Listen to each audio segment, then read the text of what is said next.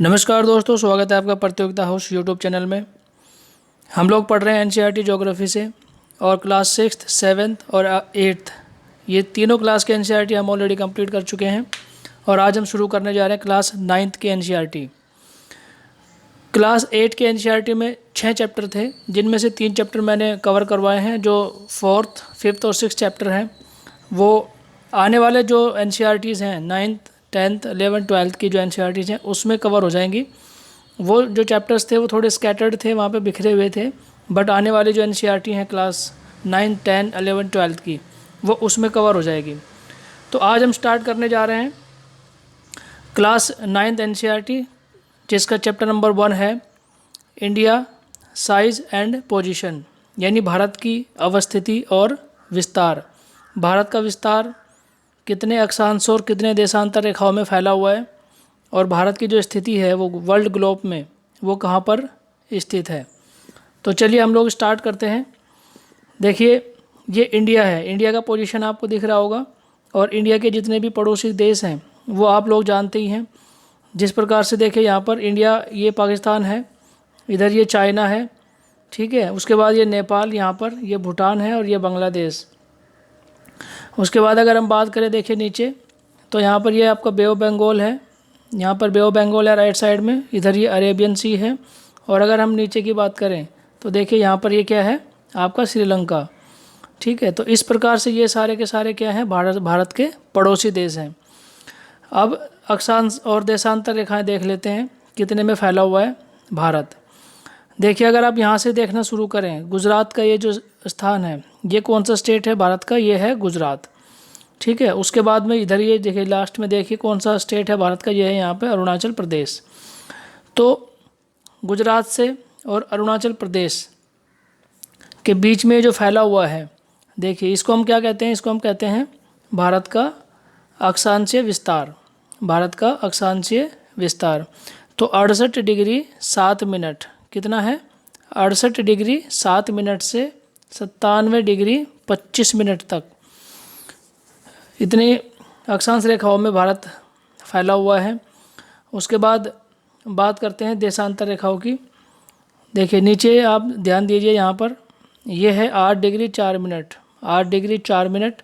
और अगर हम ऊपर की बात करें यहाँ पे तो ये आपका आएगा 37 डिग्री 6 मिनट, ठीक है। तो इतने किलोमीटर इतने अक्षांश और इतने देशांतर रेखाओं में इंडिया फैला हुआ है, ठीक है। इसको हम और आगे डिटेल में पढ़ते हैं। देखिए आगे डिटेल में इसको पढ़ लेते हैं। चलिए देखिए यहाँ पर आप देखिए ध्यान से कि भारत का क्षेत्रफल कितना है, 32,87,263 वर्ग किलोमीटर में फैला हुआ है इंडिया का क्षेत्रफल। और भारत किस गोलार्ध का देश है, भारत उत्तर पूर्वी गोलार्ध का देश है, ठीक है। इसको आप ध्यान रखिएगा। उसके बाद देखिए यहाँ पर इक्वेटर पृथ्वी को 2 भागों में बांटती है, जो इक्वेटर है वो पृथ्वी को 2 भागों में बांटती है। ये वाला ग्लोब आप यहाँ देख लीजिए, ये जो बीचों बीच लाइन खींची हुई है ये क्या है, 0 डिग्री जिसको हम बोलते हैं, वो पृथ्वी को 2 बराबर भागों में बांटती है। और वो बराबर भाग कौन कौन से हैं, नॉर्दर्न हेमिस्फेयर, ये पोल यहाँ पर गलत लिखा हुआ है, नॉर्दर्न ER इसमें आप और ऐड कर लीजिए, नॉर्दर्न हेमिस्फेयर, ठीक है, और सदर्न हेमिस्फेयर, यानी उत्तरी गोलार्ध और दक्षिणी गोलार्ध 2 बराबर भागों में बांटती है अक्षांश। जो इक्वेटर है अक्षांश 0 डिग्री अक्षांश रेखा पृथ्वी को 2 बराबर भागों में बांटती है। उसके बाद नेक्स्ट आगे देखिए भारत का अक्षांशीय विस्तार कितना है। जो अभी मैंने आपको बताया भारत का अक्षांशीय विस्तार कितना है, 8 डिग्री 4 मिनट से 37 डिग्री 6 मिनट तक फैला हुआ है। और भारत का देशांतरीय विस्तार कितना है, 68 डिग्री 7 मिनट पूर्वी से 97 डिग्री 25 मिनट पूर्वी तक ये भारत का देशांतरीय विस्तार है। यानी ग्लोब देखिए, ये जो ग्लोब है यहाँ पर, इसको आप देखिए ग्लोब को, तो ग्लोब के ऊपर ये जो रेखाएं होती हैं ऊपर से नीचे इस तरह से जो रेखाएं होती हैं उनको कहते हैं कितनी, उनको कहते हैं हम देशांतर रेखाएं, ठीक है। और जो इस तरह की जो रेखाएं होती हैं ग्लोब के ऊपर उनको हम कहते हैं अक्षांश रेखाएं। ओके चलिए नेक्स्ट आगे चलते हैं। भारत लगभग 30 देशांतर रेखाओं के विस्तार में स्थित है। इसका क्या मतलब हुआ, इसका देखिए ये मतलब हुआ कि इसका मतलब ये हुआ कि भारत की अगर आप स्थिति की बात करें यहाँ पर देखिए, यानी इस पॉइंट से लेकर इस पॉइंट से लेकर और इस पॉइंट तक अगर आप इनको माइनस करेंगे, यानी 68 डिग्री 7 मिनट से 97 डिग्री 25 मिनट तक अगर आप इसको माइनस करेंगे तो लगभग कितने आएगा, लगभग 30 अक्षांश रेखाएं आएंगी। यानी भारत इतनी अक्षांश रेखाओं में फैला हुआ है, इसका मतलब ये हुआ। ठीक है, 30 देशांतर रेखाओं में विस्तृत है भारत। नेक्स्ट आगे देखिए, चीन का क्षेत्रफल भारत से लगभग 3 गुना बड़ा है। चीन का क्षेत्रफल भारत से लगभग 3 गुना बड़ा है। उसके बाद पृथ्वी पश्चिम से पूर्व की ओर घूमती है। ये तो हम सभी लोग जानते हैं, पिछले चैप्टर्स में हम लोग पढ़ चुके हैं कि पृथ्वी पश्चिम से पूर्व की ओर घूमती है। ठीक है, नेक्स्ट आगे चलते हैं। देखिए यहाँ पर कुछ और इन्फॉर्मेशन दी हुई है। पृथ्वी एक चक्कर, यानी पृथ्वी अपनी एक्सेस पर, अपने जो उसका धुरी है उस पर एक चक्कर लगाने में कितना टाइम लेती है। देखिए 360, यानी एक चक्कर जब घूमेगी पृथ्वी तो 360 डिग्री घूम जाएगी। तो 360 डिग्री घूमने में पृथ्वी कितने 24 घंटे का समय लेती है। और 24 घंटे को अगर मिनट में कन्वर्ट करेंगे तो 1440 मिनट आता है।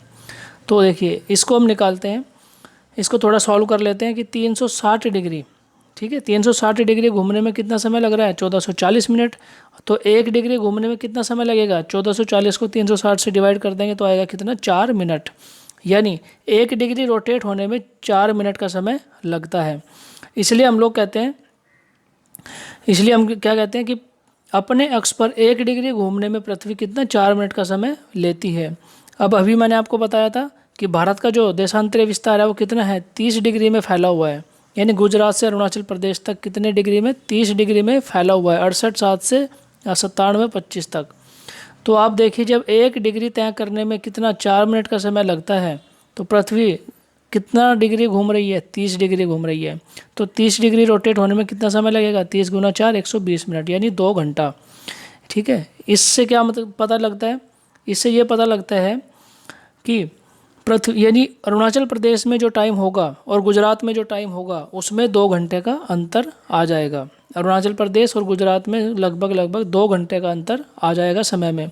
यानी सूरज अगर अरुणाचल प्रदेश में 6 बजे निकलता है तो वही सूरज आपको गुजरात में 2 घंटे बाद यानी 8 बजे नज़र आएगा। नेक्स्ट आगे देखिए, भारत में 82.5 डिग्री पूर्वी देशांतर रेखा को मानक समय माना गया है। 82.5 डिग्री पूर्वी देशांतर रेखा को क्या माना गया है, मानक समय माना गया है। जैसे इंटरनेशनल मीन टाइम किसको मानते हैं, 0 डिग्री को मानते हैं। यानी कहाँ से निकलता है वो, लंदन के ग्रीनविच से होकर जाता है। ठीक है, उसी प्रकार से हर एक कंट्री का अपना अलग अलग मानक समय होता है और भारत का मानक समय क्या माना गया है, 82.5 डिग्री पूर्वी देशांतर को। और ये 82.5 डिग्री कहाँ से होकर गुजरती है, इलाहाबाद, उत्तर प्रदेश के इलाहाबाद के नैनी एक जगह है वहाँ से होकर गुजरती है। ठीक है, नेक्स्ट आगे देखिए, भारत की मानक समय रेखा 5 राज्यों से होकर गुजरती है।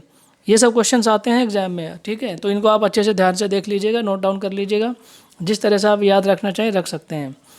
तो देखिए भारत की मानक समय रेखा 5 राज्यों से होकर गुजरती है। कौन कौन से स्टेट्स हैं वो, उत्तर प्रदेश, मध्य प्रदेश, छत्तीसगढ़, उड़ीसा और आंध्र प्रदेश। ठीक है, नेक्स्ट देखिए यहाँ पे लिखा हुआ है 2 अक्षांश रेखाओं के मध्य 111 किलोमीटर की दूरी होती है। अक्षांश रेखाओं के मध्य की बात कर रहा है। ठीक है, 111 किलोमीटर की दूरी होती है। ठीक है, यानी कौन सी होती है अक्षांश रेखाएं, देखिए ये अगर ग्लोब है, यहाँ पर ये ग्लोब है, तो ये जो देखिए यहाँ पर ये 0 डिग्री है। ठीक है, ये 0 डिग्री, इसको हम क्या कहते हैं, इक्वेटर, इसको तो हम कहते हैं इक्वेटर बोलते हैं इसको। ठीक है, और ये जो रेखाएं इसके पैरेलल जो रेखाएं खींची गई हैं इधर ऐसे, यहाँ पर यहाँ पर यहाँ पर। ठीक है, इन एक से दूसरी रेखा के बीच में 111 किलोमीटर, ठीक है, 111 किलोमीटर का दूरी होती है। ठीक है, नेक्स्ट आगे चलते हैं। देखिए और कुछ इन्फॉर्मेशन यहाँ पे, 180 डिग्री पूर्वी व पश्चिम देशांतर को अंतर्राष्ट्रीय तिथि रेखा कहते हैं। जो मैंने आपको पिछले चैप्टर में भी बताया था कि जो 180 डिग्री पूर्वी और उत्तरी देशांतर रेखा है वो क्या है, एक ही है। यानी ग्लोब के ऊपर जब आप ये ग्लोब बनाते हैं और यहाँ से आप काउंट करना स्टार्ट करते हैं 1, ठीक है, 2, 3, और इधर से भी आप काउंट करना स्टार्ट करते हैं 1, 2, 3। तो जब घूमते घूमते आप पूरा 180 डिग्री रोटेट करके पीछे जाएंगे तो 180 डिग्री जो रेखा है वो एक ही है। और उसी को हम क्या कहते हैं, इंटरनेशनल डेट लाइन, उसको हम कहते हैं इंटरनेशनल डेट लाइन। ठीक है, तो वहाँ पर आप देखिए एक बहुत ही इम्पोर्टेंट घटना वहाँ पर होती है कि इंटरनेशनल डेट लाइन के अगर आप पश्चिम में जाएंगे तो एक दिन आगे हो जाएगा, और इंटरनेशनल डेट लाइन के अगर आप पूर्व में जाएंगे तो एक दिन पीछे हो जाएगा। ठीक है, ये घटना वहाँ पर होती है। यानी इंटरनेशनल डेट लाइन से अगर आप पश्चिम की तरफ जाएंगे तो एक दिन क्या हो जाएगा, पीछे, और अगर आप इंटरनेशनल डेट लाइन से पूर्व की तरफ जाएंगे तो एक दिन क्या हो जाएगा, आगे हो जाएगा। ठीक है, यानी इंटरनेशनल डेट लाइन के पूर्व की तरफ अगर मंडे है तो इंटरनेशनल डेट लाइन के पश्चिम की तरफ जो देश होगा, जो जगह होगी, वहाँ पर कौन सा दिन होगा, वहाँ पर संडे होगा। यही इसका कहने का मतलब है। ठीक है, नेक्स्ट आगे चलते हैं। लंदन का ग्रीनविच 0 डिग्री देशांतर रेखा पर स्थित है। लंदन का ग्रीनविच 0 डिग्री देशांतर रेखा पर यानी इक्वेटर 0 डिग्री देशांतर रेखा पर स्थित है, यानी 0 डिग्री देशांतर रेखा। और इक्वेटर कहाँ पर है, 0 डिग्री अक्षांश रेखा। इस रेखा को अंतर्राष्ट्रीय मानक समय माना गया है, यानी पूरे दुनिया का जो मानक समय माना गया वो किसको माना गया, 0 डिग्री देशांतर रेखा लंदन के ग्रीनविच में स्थित है। भारत और लंदन के समय में कितना, 5.5 घंटे का डिफरेंस है। ठीक है, मैंने आपको अभी बताया था, देखिए कि 1 डिग्री घूमने में, रोटेट होने में कितना समय लेती है पृथ्वी, 4 मिनट। हाँ, 1 डिग्री घूमने में पृथ्वी कितना समय लेती है, 4 मिनट का समय लेती है। और जबकि भारत यानी 0 डिग्री से भारत कहाँ पर, हमारा जो मानक समय है वो कितना है, 82.5 डिग्री। ठीक है, तो जब 1 डिग्री घूमने में 4 मिनट लेती है तो 82.5 डिग्री घूमने में कितना समय लेगी, देखिए यहाँ पर 330 मिनट लेती है। और 330 मिनट का क्या मतलब हुआ, 330 मिनट का मतलब हुआ 5.5 घंटे। ठीक है, 330 मिनट का मतलब हुआ 5.5 घंटे का समय लगेगा। ठीक है, चलिए अब आगे चलते हैं।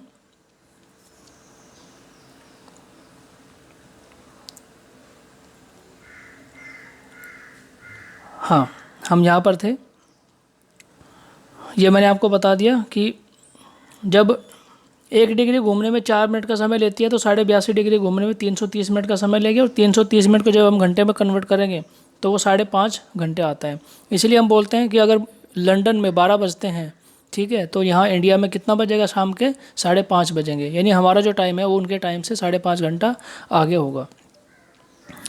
ठीक है, आगे देखते हैं। ट्रॉपिक ऑफ कैंसर, कर्क रेखा कौन सी है, कर्क रेखा 23.5 डिग्री।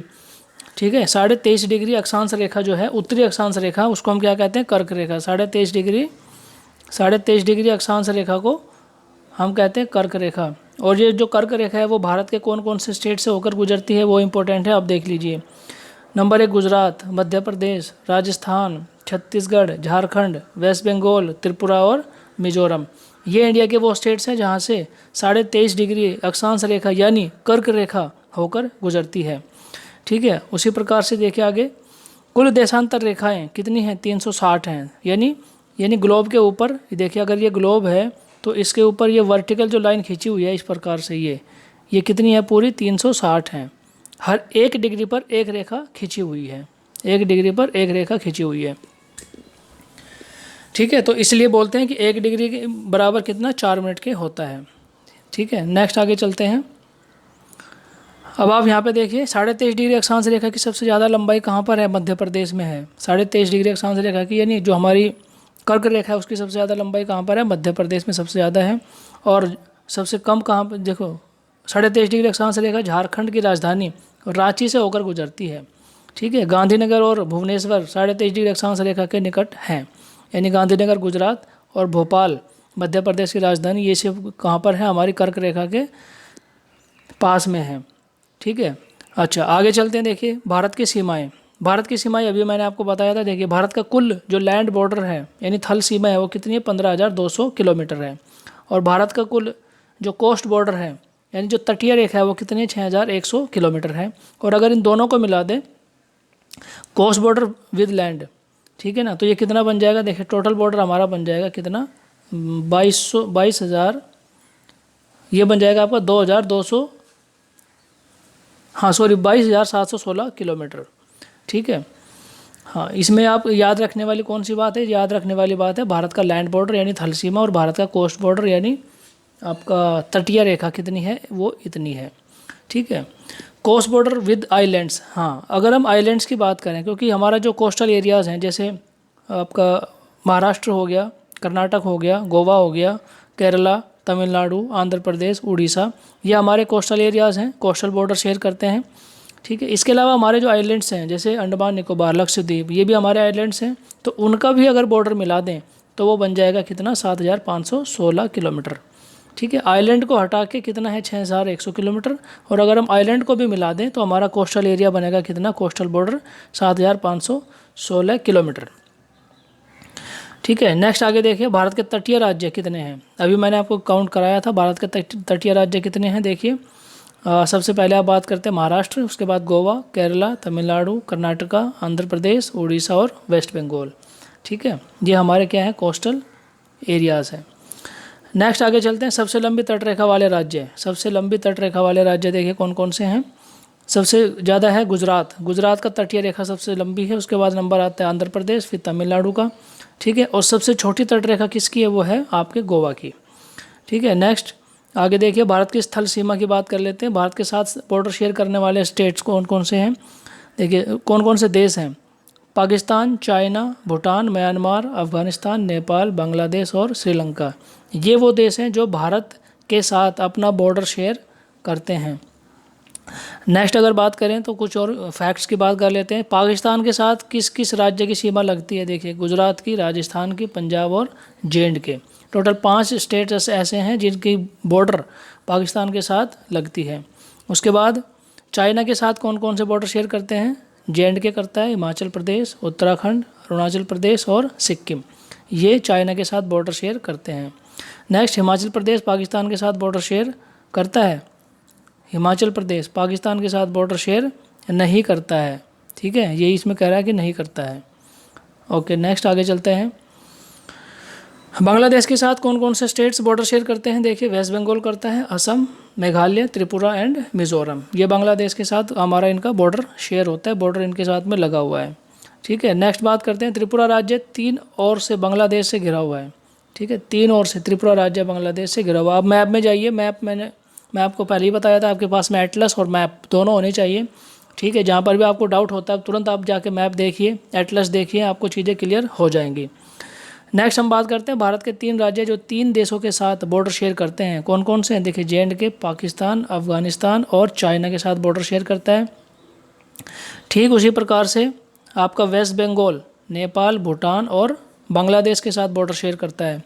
सिक्किम भी वैसे ही नेपाल, भूटान एंड चाइना के साथ बॉर्डर शेयर करता है। भारत का दक्षिणतम बिंदु कौन सा है। इंदिरा पॉइंट, ये ग्रेट निकोबार पर स्थित है। ठीक है, ग्रेट निकोबार पर स्थित है इंदिरा पॉइंट। नेक्स्ट आगे चलते हैं। कुछ काल्पनिक रेखाएं, ये भी इम्पोर्टेंट है, हमेशा क्वेश्चंस आते रहते हैं। कुछ काल्पनिक रेखाएं जैसे डुरंड लाइन किस किस के मध्य स्थित है। पाकिस्तान एंड अफगानिस्तान, 2430 किलोमीटर की ये लाइन है जो कि 1896 में बनी थी। उसके बाद बात करते हैं रेड क्लिफ लाइन, ये इंडिया एंड पाकिस्तान के मध्य स्थित है। 1947 में जब पार्टीशन हुआ था भारत पाकिस्तान का, तब ये बनी थी। उसके बाद बात करते हैं मैकमोहन लाइन। तो मैकमोहन लाइन देखिए इंडिया का पूरा पार्ट नहीं, इंडिया के कुछ हिस्से हैं जैसे लद्दाख लेह वाला पार्ट है। उसके बाद आपका अरुणाचल प्रदेश का कुछ हिस्सा है, उत्तराखंड का कुछ हिस्सा है जो चाइना के साथ बॉर्डर शेयर करता है। ठीक है, वहाँ पर जो लाइन खींची हुई है उसी को हम कहते हैं मैकमोहन लाइन। इंडिया का पूरा जो बॉर्डर है चाइना के साथ, ठीक है, उसको मैकमोहन लाइन नहीं कहते। कुछ कुछ हिस्सा है जहाँ पर लाइन खींची हुई है उसी को मैकमोहन लाइन कहते हैं। देखिए यहाँ पर अरुणाचल प्रदेश एंड चाइना के बीच में। भारत में कुल राज्य कितने हैं। अभी तो खैर ये डाटा वो चेंज हो गया है, वो पिछले वीडियो में मैंने आपको बता दिया था, ये डेटा पूरा चेंज हो चुका है। और जो नए राज्य हैं वो बने थे, देखिए कौन सा, तेलंगाना 2 जून 2014 को बना था। और क्षेत्रफल की दृष्टि से भारत के राज्य देखिए सबसे बड़ा है राजस्थान, फिर मध्य प्रदेश, महाराष्ट्र और फिर नंबर आता है यूपी का। ठीक है, और अगर बात करें सबसे छोटे में तो सबसे छोटा राज्य है आपका गोवा। और जनसंख्या में सबसे बड़ा कौन सा है, यूपी, और सबसे छोटा है सिक्किम। ये इन्फॉर्मेशन आप अपडेट कर सकते हैं टाइम के हिसाब से। नेक्स्ट अगर बात करें तो राज्य केंद्र शासित प्रदेश में सबसे छोटा कौन सा है। केंद्र शासित प्रदेश में सबसे छोटा है लक्षद्वीप। और सबसे ज़्यादा राज्यों के साथ सीमा शेयर करने वाला राज्य कौन सा है। देखिए टोटल 8 राज्य हैं। कौन सा है, उत्तर प्रदेश। उत्तर प्रदेश ऐसा राज्य है जो सबसे ज़्यादा राज्यों के साथ अपनी सीमा शेयर करता है, 8 राज्यों के साथ। किस किस के, उत्तराखंड, हिमाचल, हरियाणा, बिहार, राजस्थान, मध्य प्रदेश, छत्तीसगढ़ और झारखंड। ठीक है, और दिल्ली के साथ भी करता है, बट ये यूनियन टेरिटरी है। नेक्स्ट आगे चलते हैं। क्षेत्रफल में सबसे बड़ा जिला कौन सा है? देखिए गुजरात का कच्छ जिला क्षेत्रफल में सबसे बड़ा है। और सबसे छोटा जिला कौन सा है? माहे, जो कि पौंडीचेरी का हिस्सा है, एक केंद्र शासित प्रदेश है। भारत में कुल गाँव की संख्या 6,41,000 है। ठीक है, इट कीप ऑन चेंजिंग, इसको आप हमेशा चेक बैक कर सकते हैं एग्जाम में जाने से पहले। और पौंडीचेरी जो है उसके 3 हिस्से हैं, देखिए 4। पौंडीचेरी खुद वो अपना, फिर माहे, कराईकल और यनम। ठीक है, जो पौंडीचेरी का जो क्षेत्रफल है वो अलग अलग स्टेट्स में फैला हुआ है। पौंडीचेरी कोई एक स्टेट्स जैसे दिल्ली हो गया, केंद्र शासित प्रदेश चंडीगढ़ हो गया, ऐसे नहीं है। तो पौंडीचेरी का जो हिस्सा है उसके 4 डिस्ट्रिक्ट हैं, 4 ज़िले हैं जो कि अलग अलग स्टेट्स में फैले हुए हैं। जैसे पौंडीचेरी तमिलनाडु के अंदर है, माहे वो केरला के अंदर है, कराईकल तमिलनाडु में है, और यनम जो है वो आंध्र प्रदेश में है। तो इनका जो एडमिनिस्ट्रेशन है वो पौंडीचेरी से चलता है, बट अलग अलग इनके जो डिस्ट्रिक्ट हैं वो अलग अलग स्टेट्स में फैले हुए हैं। नेक्स्ट बात करते हैं, देखिए यूनियन टेरिटरी अभी हमने आपको बताया था, ये तो चेंज हो गया है। दादर नगर हवेली ये सब भी अब आपका जो कौन सा था, हाँ दादर नगर हवेली ये चेंज हो गया था। इसका जो क्षेत्रफल है वो कंबाइंड करके एक में बना दिया गया है। और जो आपका जम्मू एंड कश्मीर है, JNK है, JNK को भी चेंज करके अब 2 यूनियन टेरिटरी बना दिया है। स्टेट्स को तोड़ के 2 यूनियन टेरिटरी में चेंज कर दिया है। उसका नंबर 1 JNK इटसेल्फ एक यूनियन टेरिटरी बना दिया, और दूसरा लद्दाख एक यूनियन टेरिटरी बना दिया है। ठीक है, तो इसको आप हमेशा जब भी एग्जाम में जाएं उससे पहले आप इसको अपडेट ज़रूर करें। नेक्स्ट देखिए बात करते हैं यहाँ पे 7 यूनियन टेरिटरी, अभी तक मैं बात कर रहा था यहाँ पे।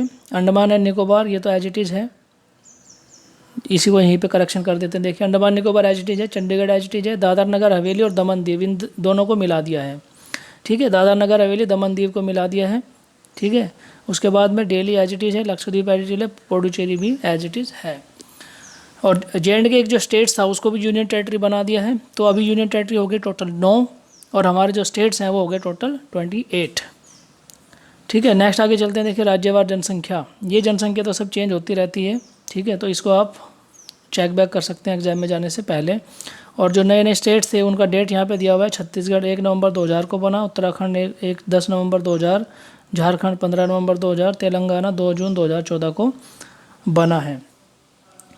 ठीक है, तो ये जो इन्फॉर्मेशन मैंने अभी आपको दी, इस इन्फॉर्मेशन को आप याद रखिएगा, बहुत ही इंपॉर्टेंट इन्फॉर्मेशन है। और क्लास 9th NCERT का ये फर्स्ट चैप्टर था, भारत की अवस्थिति और विस्तार। इसमें मैंने आपको कुछ एक्स्ट्रा इन्फॉर्मेशन भी दे दी है। ठीक है, जो हमेशा आपके एग्ज़ाम के लिए आपको काम आएगी। इस लेक्चर में फ़िलहाल इतना ही है, नेक्स्ट लेक्चर के साथ फिर मिलते हैं। तब तक के लिए thank you very much, thank you.